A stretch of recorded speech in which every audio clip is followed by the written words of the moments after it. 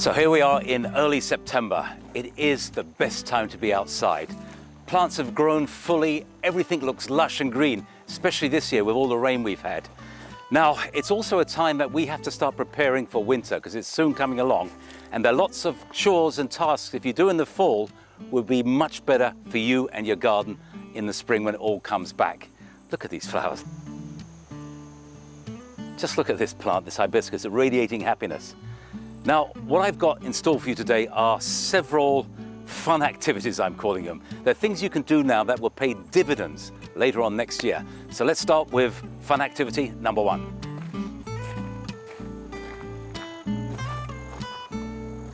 So talking about all the wonderful being outside and enjoying it all, we're going to talk about indoor plants. Well, not quite indoor, because a lot of us have house plants that we take outside, and being outside and getting natural rain and natural sunshine really makes them grow really well.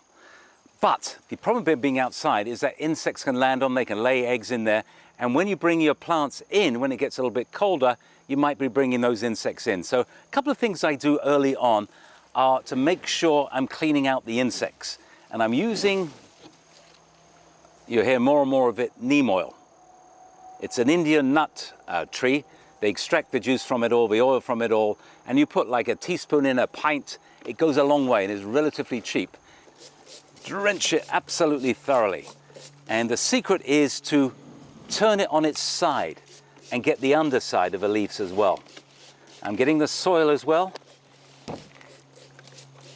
and giving it a thorough drench. Now, I will probably do that about 3 times before I bring the plant in. Another good tip though is sometimes those insects, as I mentioned, can lay eggs, or the mites can be in the soil. So it's a good idea just to scrape away 1/2 inch of the soil and throw that away and replenish it with fresh soil just as you're about to bring it inside. Now, plants are tremendous cleaners of the air. NASA a few years ago did some research into plants as cleansing air. I imagine for their space missions and things like that. But they came out with a list of plants that were really, really good. And I just picked a couple of them from our potting shed to show you. Spider plants are fantastic. This one's been outside. It started the season off a tiny little plant and it's grown amazingly. All this foliage is taking air in and it incorporates those toxins into its structure. So they're removed from your house and become part of the plant, kind of neutralized. Another great one is this. This is a mother-in-law's tongue, Sansevieria, but there are smaller ones. If you want to do a little baby one, they're fantastic. Even the spider plant comes in variations. This one here has reverse variegation. The white is on the outside, whereas the traditional spider plant, the white is in the middle. This is kind of a more tropical feel to a spider plant. Mainly green, just several shades of green in it all. Perhaps the most important thing I didn't say, the only terrible thing you can do to these is overwater them. All right, let's go on to activity number 2. So one of the great joys of having gardened in an area for 30, 40 years is to see plants that you've planted or plants that you've sold to customers come into their own. And there's no better example this time of year than the panicle hydrangeas. They are absolutely magnificent. But you can cut them, and if you're lucky, dry them successfully and use them for decorating. Usually they last about a year before they start breaking apart. If you cut them too early and the petals are all more turgid, got more moisture in them, they tend to shrivel. If you dry them too quickly, they will shrivel like this. But if you can wait and let all the flower, all the petals open up fully, this stands a better chance. First of all, you strip off all the leaves. You want to keep as much moisture in the stem for the flower and not for the leaves. If you do this early in the morning, there's more moisture in the stem. It hasn't transpired under the midday sun. We're going to bring these into somewhere that's a little dark, a little shaded, and it doesn't get too hot. So I think a garage or somewhere like that, we hold them upside down and check in a week to see what has happened. And if it looks like the flowers are still in the same shape, then that's time to go out and pick some more, cut some more and bring them in. So this amazing chap is vanilla strawberry, and you can see why it got the name. You've got these beautiful white, which could be the vanilla ice cream, and right on the bottom of some of them, and it's going to increase as it gets into the fall a bit more, you get that pink color moving up. Try and let them fan out a bit so they don't crush each other. And Hopefully some of the moisture in here will move down the stem and stop the flowers from drying too quickly. It's that speed that causes a problem. Well, for activity number 3, I'm turning to perennials. Now, perennials are those plants that last for years. Now is a great time. We've had plenty of rain, and even if we didn't have rain, if we were to saturate the area we're going to be transplanting, that will help in moving these plants. So the early part of September gives us weeks where the roots combine into the soil. In terms of dividing, I make sure I get big chunks of plants. Don't divide plants this time of year into small little segments because the frost will heave them up and they won't have a chance. This is a sedum I have down here. I've just taken the middle cut. I've left a chunk down by the rock here. It looks like it's broken into 2 plants, which is kind of nice. So I've got this one. I'm going to put in this hole here. And I'm just going to move the soil back. And then I tend to firm press. With gravel soil, you can't really compact it too much, but you don't want your perennials to heave up. So it's very important they are firmly attached to the soil. You won't see much activity in terms of leaf growth, but the roots still grow quite happily in warm soil. Well, have a look at this beaut. Look at this fantastic, it's a native plant. It's a New York ironweed, Vernonia. It looks like a giant heliotrope, absolutely fantastic.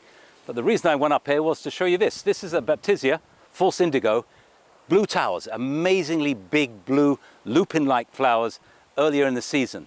Now is a great chance to help with propagation. If I just take a few of these seed pods off, they are a pea-like, it's a legume, it's able to grow in poor soil. I'm just gonna crush them in my hand. All of these seeds, I'm gonna scatter in the gravel.